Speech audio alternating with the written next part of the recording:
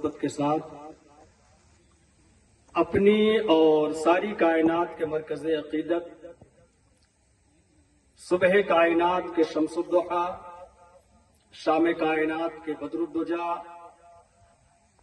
حضور سید عالم نور مجسم صلی اللہ تعالی علیہ وآلہ وسلم کی بارگاہ بے کس پناہ میں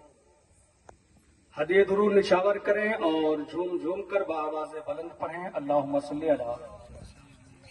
سیدنا و مولانا محمد وبارک وسلم صلاۃ و سلاما علیک یا رسول اللہ صلی اللہ علیہ وسلم۔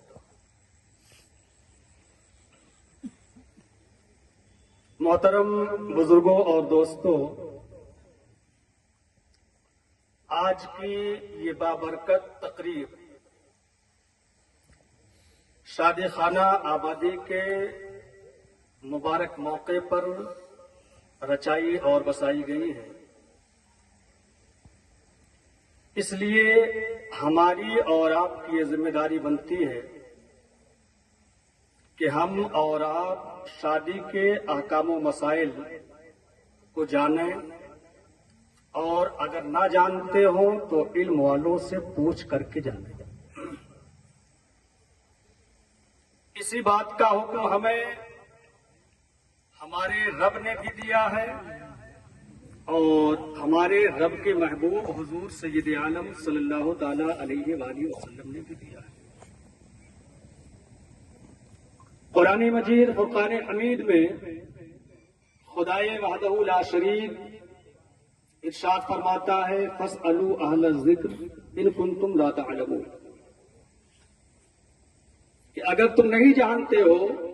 تو جاننے والوں سے پوچھو۔ اور حدیث پاک کے اندر اللہ کے نبی صلی اللہ علیہ وآلہ وسلم ارشاد فرماتے ہیں الا سالوا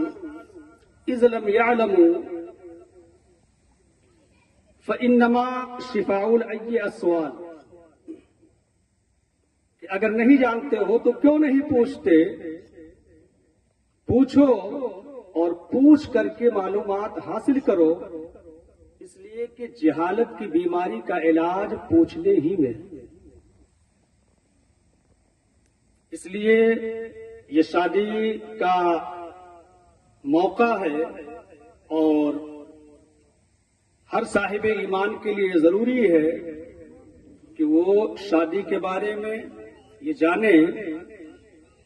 کہ جس پر ہم عمل کرنے جا رہے ہیں وہ آخر شرعی نقطۂ نظر سے کتنی اہم شے ہے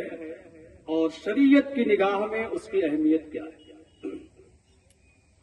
علماء کی تقریروں کے ذریعہ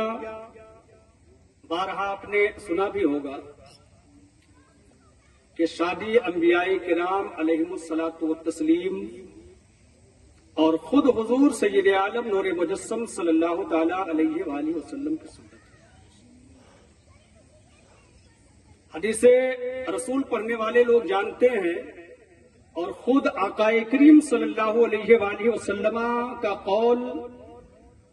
حدیث کی کتابوں میں ہمیں ملتا ہے۔ آقا کریم صلی اللہ علیہ وآلہ وسلم ارشاد فرماتے ہیں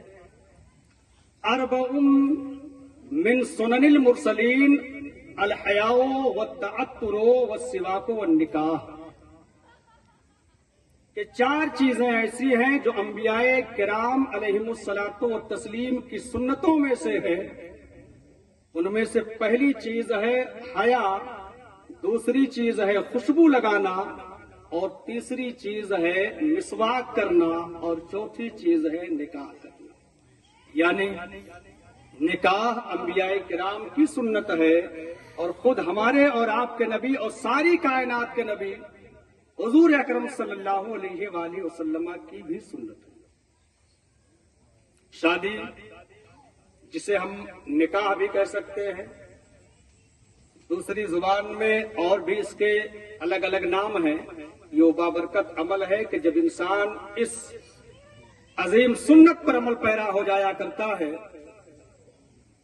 تو حدیث رسول سنیں، اللہ کے نبی صلی اللہ علیہ وآلہ وسلم بیان فرماتے ہیں کہ اگر انسان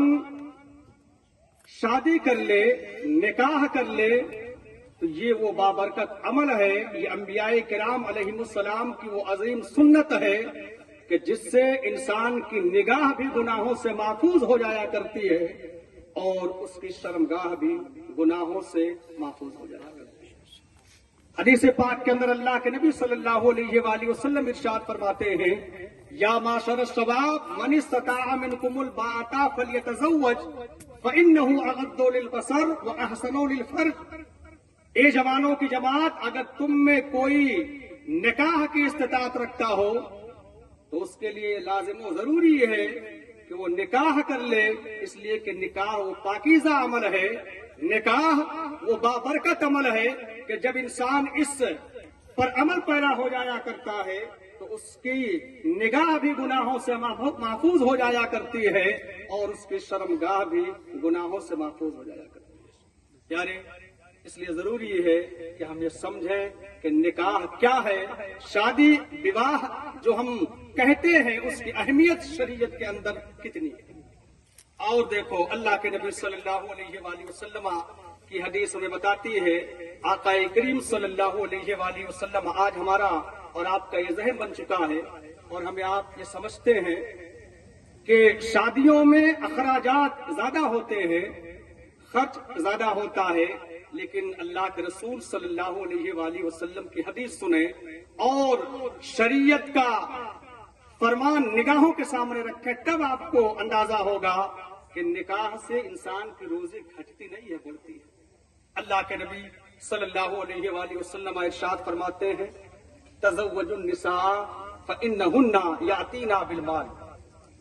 دوسری حدیث کے اندر اللہ کے نبی صلی اللہ علیہ وآلہ وسلم ارشاد فرماتے ہیں، التمسوا الرزق بالنکاح، نکاح کے ذریعہ روزی تلاش کرو اور عورتوں سے نکاح کرو، خواتین سے شادیاں کرو، اس لیے کہ خواتین مالداری کا ذریعہ ہوا کرتی ہیں۔ خواتین سے جب انسان نکاح کرتا ہے تو اس کی تنگ دستی دور ہو جایا کرتی ہے، اس کی محتاجی دور ہو جایا کرتی ہے۔ پیارے، اسی پر بس نہیں، اللہ کے نبی صلی اللہ علیہ وآلہ وسلم یہ بھی بیان فرماتے ہیں کہ نکاح وہ پاکیزہ عمل ہے، من تزوجا امرأۃ فقد استکمل نصف الایمان، کہ جب انسان نکاح کر لیتا ہے تو بہت ساری برکتیں تو اسے حاصل ہی ہوا کرتی ہیں، ساتھ ہی ساتھ اس کا آدھا ایمان مکمل ہو جایا کرتا ہے۔ یعنی نکاح سے ہم اور آپ کا ایمان، آدھا ایمان مکمل ہو جایا کرتا ہے۔ اور صرف اسی پر ہی نہیں بلکہ دوسری حدیث سنیں، اللہ کے نبی صلی اللہ علیہ وآلہ وسلم ارشاد فرماتے ہیں، اذا تزوج العبد فقد استکمل نصف الدین، جب انسان اللہ کا بندہ نکاح کر لیا کرتا ہے تو اس کا صرف ایمان نہیں مکمل ہوا کرتا ہے بلکہ اس کا آدھا دین مکمل ہو جایا کرتا ہے۔ اس لیے یہ ضروری ہے کہ ہم اور آپ نکاح کریں تو شریعت کے دائرے میں رہ کر کے کریں، شرعی پاس و لحاظ رکھتے ہوئے، شریعت کا خیال رکھتے ہوئے، شریعت کی روشنی میں کریں۔ ایک آخری حدیث میں آپ کو سنا دوں، اللہ کے نبی صلی اللہ علیہ وآلہ وسلم کی حدیث ہمیں بتاتی ہے کہ نکاح کی بہت ساری برکتیں تو انسان کو ملتی ہی ہیں، لیکن ایک بہت ہی جو اہم چیز ہے اور بہت ہی قیمتی چیز جو ہے، اللہ کے نبی ارشاد فرماتے ہیں، خیار امتی المتزوجون، میری امت کے